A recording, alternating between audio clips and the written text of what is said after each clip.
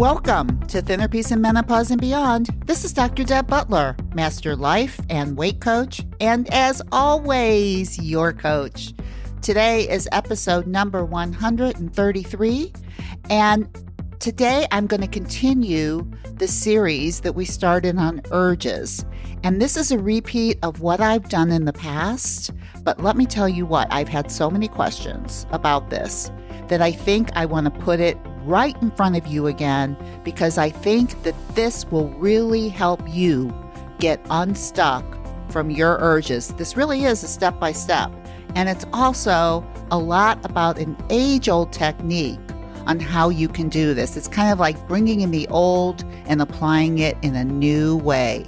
And listen, I've had a lot of people learn how to overcome their urges and how to lessen their desire. And this episode in particular can really help you. So enjoy. Hello, all my dear friends. How are you today? I'm going to repeat myself. I'm like a broken record. It's a beautiful day here in Belize. That's what I say every single time. Every day is beautiful. I have been seriously thinking of how I want to explain some very old theories and philosophy that feel brand new and I think can really help you with urges and overeating. And I'm so excited because the author that I just love, Pema Chodron, I talk to you a lot about her over these podcasts, but she's a Buddhist nun, so she's very strong in the Buddhist philosophy. And of course, Buddhism itself is not a religion. And I want to amplify that I'm not talking about religion here, but I am talking about a way of looking at life. And I do think that the Buddhist philosophy has a lot to offer all of us if what we're trying to do is to be more present and to be more mindful in our everyday lives. Then I think that this is a wonderful tool for you to be able to use. And every single time, this is what's so fascinating to me, is every time I read a book by her, I get so excited. And I get so excited, I want to teach it to you. And then when I go to teach it to you, I don't know where to start. So today is the day where I just start. And really what I'm talking about has a lot to do with what I want to teach you, which it's so uncomfortable, even for me, to try and teach new material. It's uncomfortable because I've never taught it before. So it's very easy just to say, forget it. Just like it's very easy when it gets very uncomfortable for you when you want to eat something that you really don't want to be eating. A lot of times you'll just say, forget it and eat it, as opposed to sit with the discomfort of not eating. So just so you know, as I'm teaching this to you today, there is some discomfort inside of me because I'm teaching you something new. And there will come a time when this new material will become old material to me, and it will be very easy and very comfortable.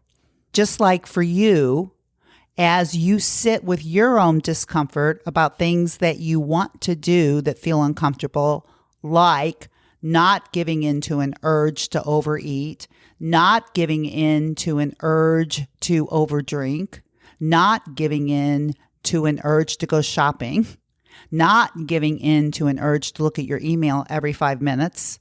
And the reason that I say that, because that's another thing that I've been working on. And I've really noticed it as I've been getting my material ready for you today, how often I want to look at my email. Like, oh my gosh, something really important is coming in. That is my mind creating a thought that makes me feel this strong urge to look at my email like I have to. And when I can sit with that strong urge or discomfort and not look at my email, I'm actually staying much more centered on what I want to be doing, which is talking to you, teaching you new material, and really quite excited about it. Here's where I would like to start. Pema Chodron, which is, like I said, one of my very favorite authors. She has one book that I want to share with you today, and I'm going to read from it and teach from it. And the name of that book is called Taking the Leap, Freeing Ourselves from Old Habits and Fears. You like that title? I love that title. Everything really that Buddhism teaches, their philosophy, is all centered around being able to be present, being able to stay wherever you are, being in the present moment, appreciating this one precious life. That's really what it's all about. And I've been meditating for quite a long time. And there's many, many different ways to meditate. So I want to talk to you a little bit about that today, because really what we're in training for is in training our mind to do what we want it to do. Because the mind is like an undisciplined child that has a knife in its hand, and left to its own ways, it could do a lot of harm. And of course, our job as being in charge of our mind is to take that child, discipline him, take the knife away, and let him go in the direction that we want him or her to go in. Or another way to look at the mind is like a puppy. An untrained puppy that wants to go to the bathroom in the wrong places, just like your mind wants to go into the wrong places, just like my mind wants to go look at my email right now. The puppy wants to go in the wrong direction, in the wrong place. It's only going to cause me harm if I let it, and the puppy, right? And so I direct the puppy back to where it's supposed to go. I take the knife away from the undisciplined child and I discipline it. I take my mind and I bring it back to the present moment. There are many tools to be able to do that. And as you know, one of the things that is very important in all of my teachings is that idea of mindfulness, which is bringing yourself back to the present moment, noticing what's going on without judgment or criticism, and then being able to develop compassion and self-compassion for wherever you are. And that is everything that is very similar to the Buddhist philosophy. That's really where mindfulness even came from. You know, the whole idea of Buddhism is just getting more and more and more popular. But really, if you really look at it, and I think the reason that I get so excited about it is because it's aligned with psychology. It lines up with so many things that are just true, or at least that feel true to me, that I want to teach to as many people as I can.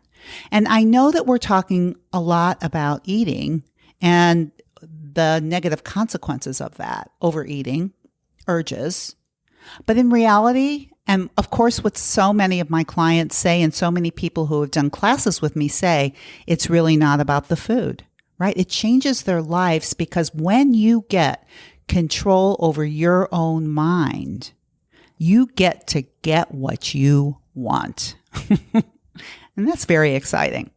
Now, I will tell you this. I have got a lot I want to share with you just from this one book. So I'm pretty sure this is going to be more than one podcast for sure. But where I want to start today is where she starts about in her book. The name of the chapter is called Learning to Stay. And this is really all about training your mind and why meditation is so important. So I want to read you a little bit about it and then we'll discuss it.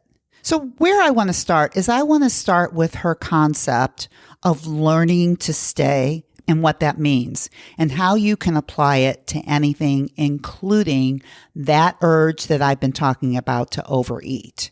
So this is what she says, and she's talking about one of her teachers. And it's really hard to pronounce the name, so I'll just say her Buddhist teachers both use a helpful analogy to describe the challenge of staying present to life's discomfort. They said that we humans are like young children who have a bad case of poison ivy. Because we want to relieve the discomfort, we automatically scratch, and it seems a perfectly sane thing to do.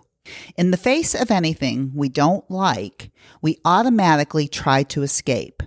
In other words, scratching is our habitual way of trying to get away, trying to escape our fundamental discomfort, the fundamental itch of restlessness and insecurity, or that very uneasy feeling, that feeling that something bad is about to happen. We don't know yet that when we scratch, the poison ivy spreads. And pretty soon, we're scratching all over our body, and rather than finding relief, we find that our discomfort is escalating. In this analogy, the child is taken to the doctor to be given a prescription, and this is equivalent to meeting a spiritual guide, listening to Dr. Deb on a podcast, I just put that in, receiving teachings, and beginning the practice of meditation. Meditation can be described as a learning how to stay with the itch and the urge to scratch without scratching. With meditation, we train in settling down with whatever we're feeling, including the addictive urge to scratch, the addictive urge to avoid discomfort at any cost. We train in just staying present, open, and awake, no matter what's going on.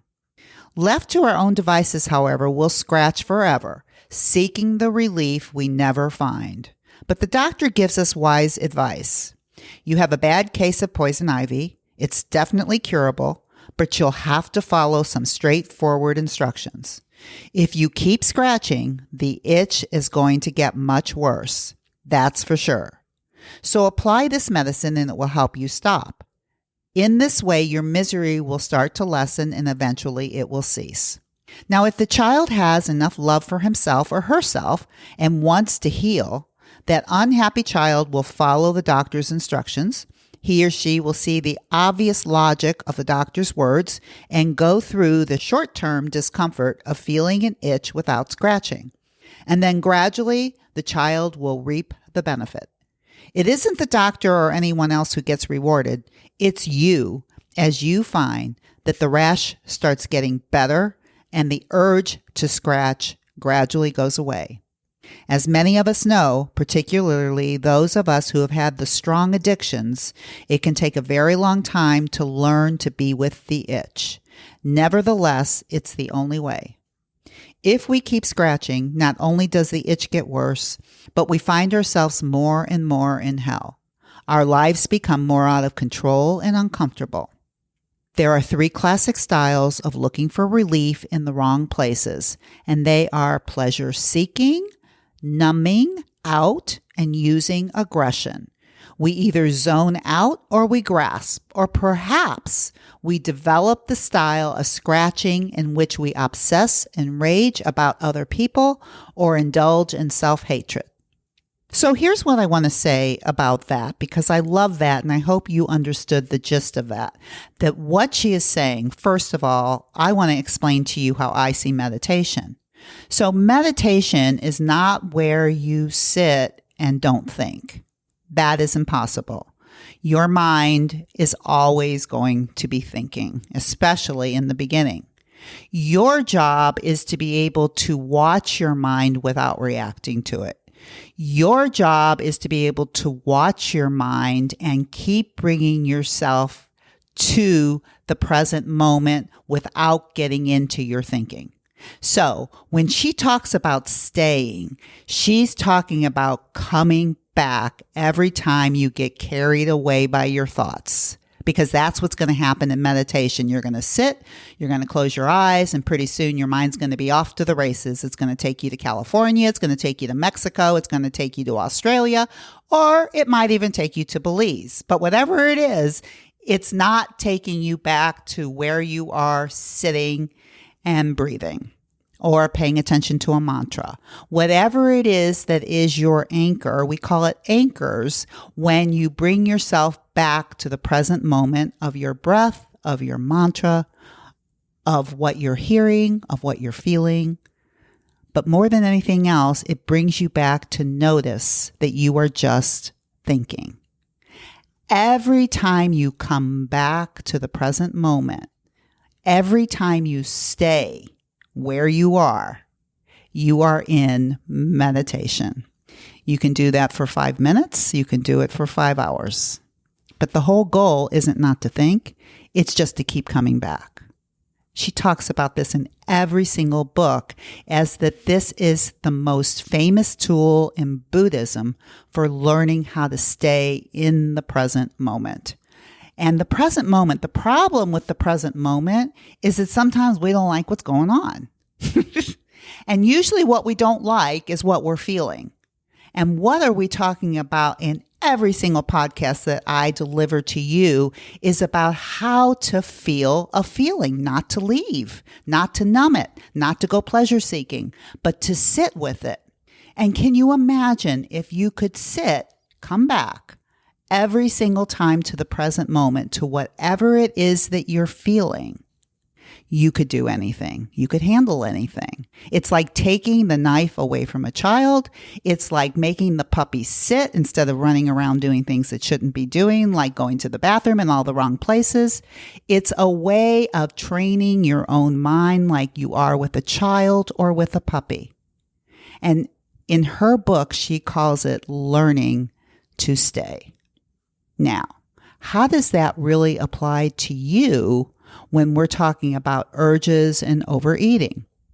Now, the way I think this applies to our own urges, the urge to overeat, the urge to do anything that's not going to give us a positive consequence.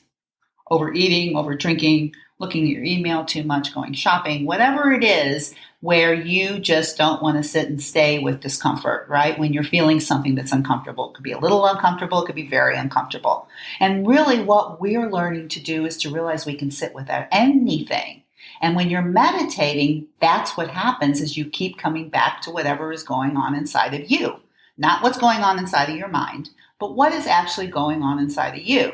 That you're sitting, that you're wherever you are, and you're just handling the very present moment of whatever it is. And usually any of us can handle 1 second of one present moment, 1 second at a time, right? And really what our minds want to do is just go off in fantasy and think, and take us all over the world or who knows where, when all we really need to do is just bring it back to this present moment.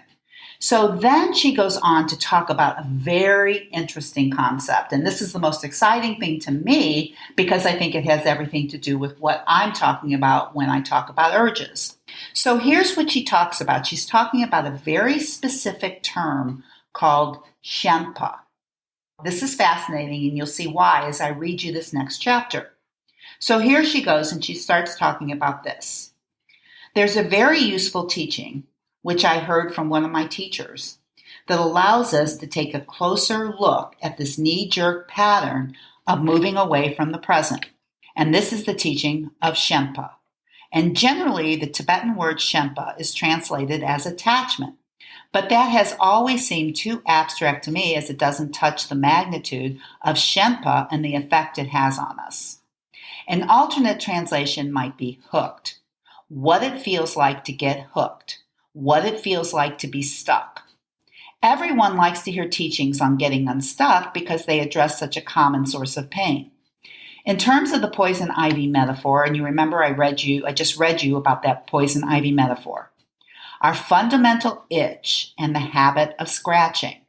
Shenpa is the itch, and it's also the urge to scratch. The urge to smoke that cigarette, the urge to overeat, to have one more drink, to say something cruel, or to tell a lie. And here's how Shenpa shows up in everyday experiences. Somebody says a harsh word, and something in you tightens, and instantly you're hooked. That tightness quickly spirals into blaming the person or denigrating yourself. The chain reaction of speaking or acting or obsessing happens so fast. Maybe if you have a strong addiction, you go right for your addiction to cover the uncomfortable feelings. This is very personal. What was said gets to you. It triggers you. It might not bother someone else at all, but we're talking about what touches your sore place, that sore place of Shenpa. The fundamental, most basic Shenpa is ego itself, the attachment to our identity, the image of who we think we are. And when we experience our identity as being threatened, our self-absorption gets very strong, and Shenpa automatically arises. And then there is the spinoff, such as attachment to our possessions or to our views or to our opinions. For example, someone criticizes you, they criticize your politics, they criticize your appearance, they criticize your dearest friend, and Shempa is right there. As soon as the words have registered, boom, it's there. Shempa is not the thoughts or emotions per se. Shempa is pre-verbal, but it breeds thoughts and emotions very quickly. And if we're attentive, we can feel it happening. And if we catch it when it first arises, when it's just a tightening, a slight pulling back, a feeling of beginning to get hot under the collar, it's very workable. And then we have the possibility of becoming curious about this urge to do the habitual thing, this urge to strengthen a repetitive pattern. We can feel it physically, and interestingly enough, it's never new. It always has a familiar taste. It has a familiar smell. When you begin to get in touch with your Shempa, you feel like this has been happening forever. And it allows you to feel the underlying insecurity that is inherent in a changing, shifting, impermanent world. When someone says something that triggers you, you don't really have to go into the history of why you're triggered. This is not self-analysis, an exploration of what the trauma was. It's just, uh-oh, and you feel yourself tightening. And generally speaking, we don't catch it when it first arises. It's more common to be well into acting out or repressing by the time we realize that we're caught. Now, my teacher says that Shempa is the charge behind emotions, behind thoughts and words. So I find that pretty fascinating too, because really, for all practical purposes, Shempa is really an urge, and it's something that you feel inside of you. It feels like something that you must do, right? Just like I talked about in the podcast right before this, right? That a urge is a feeling that comes from a thought. I must eat that. I must check my email. That's me. I must check my email. When I think that thought, I must check my email, the feeling inside of me, that strong urge, that strong pulling, that strong tightening, that Shempa makes me want to think I have to do it. And what Pema is saying in this book and what she's saying about Shempa is that when we first feel that tightening, when we first feel that urge, we have a choice. We have a choice to follow it, which only is going to strengthen it, or we have the choice to come back to the present moment and feel the discomfort, knowing that it will pass if we feel it, and knowing that the positive outcome is that we're actually getting and doing what we want, which means coming back to the present moment, which means that if there's a chocolate donut sitting in front of you, or you're thinking that you must have something sweet, which is just a thought, I have to have something sweet. I have so many people that say to me, I have to have something sweet, right? That's just a thought. I mean, they think it's a fact, but it's just a thought. And that creates an urge. How strong that urge is will depend on how long that thought's been there, right? How long that Shempa, how long you've been being pulled, how long you've been hooked, how long you've had that poison ivy that you keep scratching that keeps making it worse. How does an urge go away? An urge goes away just like with the poison ivy. The poison ivy goes away when you stop scratching it. The more that you feel the itch, the more you don't scratch, pretty soon it goes away. When you feel this urge that comes from a thought that you've been thinking over and over again for a long time, I have to have something sweet.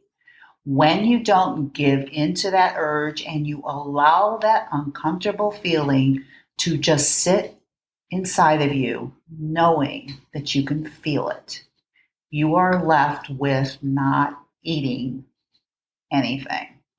And of course, that consequence or that result is you feel so much better once it passes. Once you stop scratching the poison ivy, you start feeling so much better. So this is where I want to leave you today, because this has been a pretty long podcast for sure. But I am going to, in the next few podcasts, I am going to keep talking about this. And I want to keep showing you the metaphors, all the different metaphors for the urges where you have these undeniable feelings of wanting to give into something that is not going to give you what you want. That's what it is. It's learning how to stay with discomfort and knowing it's not going to kill you. It's going to strengthen you. And, by the way, I am doing another free class next week, and it is going to be all about your urges and how I can help you handle your urges better, how I can teach you how to feel your feelings better, how I can help you stay, and how I can help bring you back and teach you how to bring you back to the present moment so you get more of what you really want in your life. So if you're interested in this class, I want you to go to drdebbutler.com/yes and sign up, and I will be able to coach you. I will teach you more about these urges. I will teach you more from Pema's teachings.